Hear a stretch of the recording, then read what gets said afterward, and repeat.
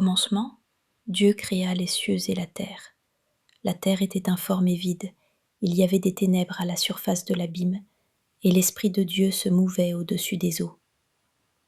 Dieu dit, que la lumière soit, et la lumière fut.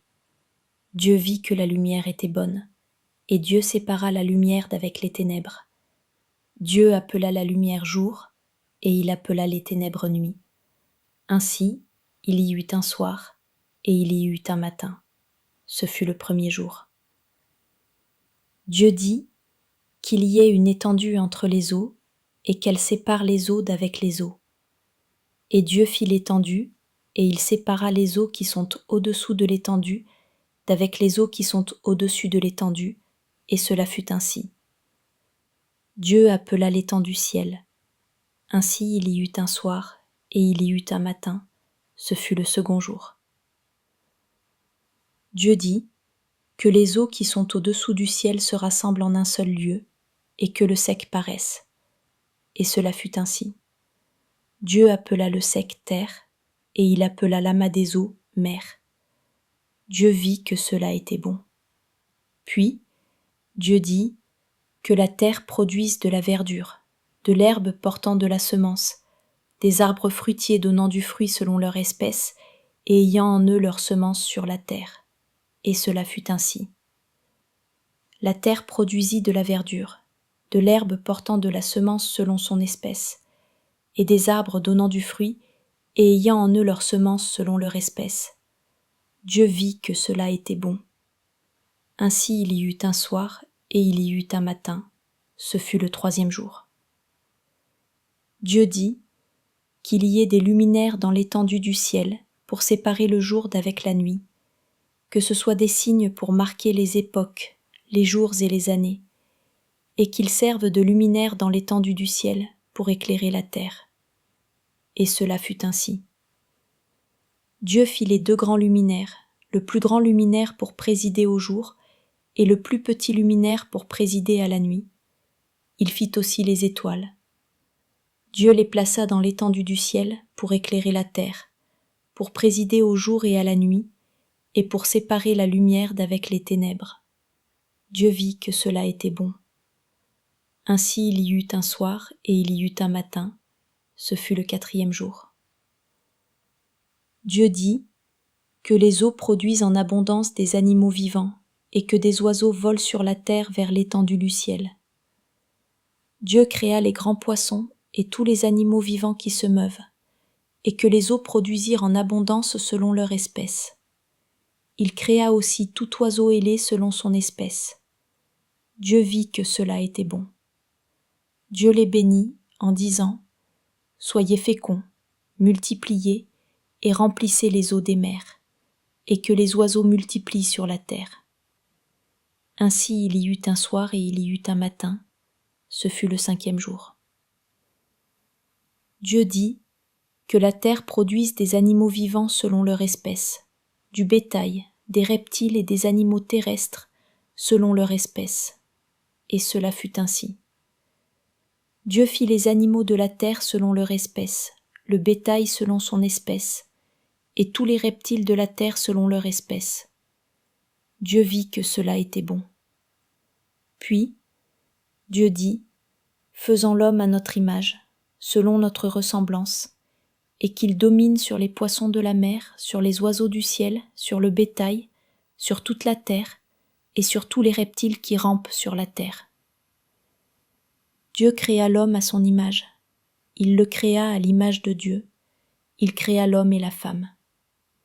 Dieu les bénit, et Dieu leur dit : « Soyez féconds, multipliez, remplissez la terre et l'assujettissez, et dominez sur les poissons de la mer, sur les oiseaux du ciel, et sur tout animal qui se meut sur la terre. » Et Dieu dit : « Voici, je vous donne toute herbe portant de la semence et qui est à la surface de toute la terre, et tout arbre ayant en lui du fruit d'arbre et portant de la semence.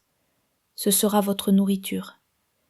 Et à tout animal de la terre, à tout oiseau du ciel, et à tout ce qui se meut sur la terre, ayant en soi un souffle de vie, je donne toute herbe verte pour nourriture. » Et cela fut ainsi. Dieu vit tout ce qu'il avait fait, et voici cela était très bon. Ainsi il y eut un soir et il y eut un matin, ce fut le 6e jour.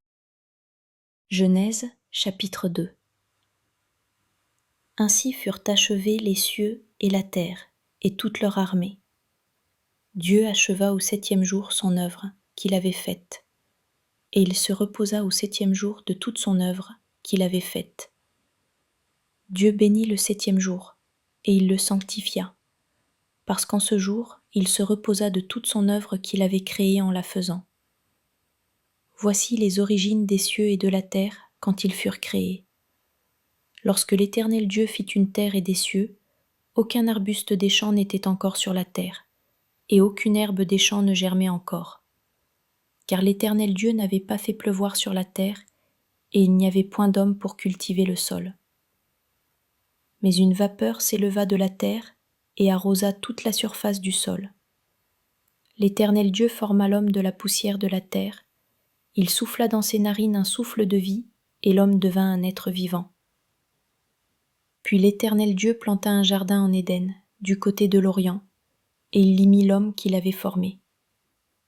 L'Éternel Dieu fit pousser du sol des arbres de toute espèce, agréables à voir et bons à manger, et l'arbre de la vie au milieu du jardin, et l'arbre de la connaissance du bien et du mal. Un fleuve sortait d'Éden pour arroser le jardin, et de là il se divisait en 4 bras. Le nom du premier est Pichon, c'est celui qui entoure tout le pays de Havila où se trouve l'or. L'or de ce pays est pur. On y trouve aussi le bdellium et la pierre d'onyx. Le nom du second fleuve est Gihon, c'est celui qui entoure tout le pays de Cush. Le nom du troisième est Hiddekel, c'est celui qui coule à l'orient de la Syrie. Le 4e fleuve, c'est l'Euphrate. L'Éternel Dieu prit l'homme et le plaça dans le jardin d'Éden pour le cultiver et pour le garder. L'Éternel Dieu donna cet ordre à l'homme.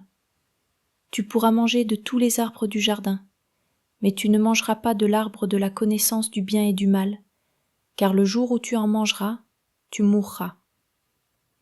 L'Éternel Dieu dit, il n'est pas bon que l'homme soit seul, je lui ferai une aide semblable à lui. L'Éternel Dieu forma de la terre tous les animaux des champs et tous les oiseaux du ciel, et il les fit venir vers l'homme pour voir comment il les appellerait, et afin que tout être vivant portât le nom que lui donnerait l'homme. Et l'homme donna des noms à tout le bétail, aux oiseaux du ciel et à tous les animaux des champs. Mais pour l'homme, il ne trouva point d'aide semblable à lui. Alors l'Éternel Dieu fit tomber un profond sommeil sur l'homme, qui s'endormit. Il prit une de ses côtes et referma la chair à sa place. L'Éternel Dieu forma une femme de la côte qu'il avait prise de l'homme, et il l'amena vers l'homme. Et l'homme dit, « Voici cette fois celle qui est os de mes os et chair de ma chair. On l'appellera femme, parce qu'elle a été prise de l'homme. C'est pourquoi l'homme quittera son père et sa mère et s'attachera à sa femme, et ils deviendront une seule chair. » L'homme et sa femme étaient tous deux nus, et ils n'en avaient point honte.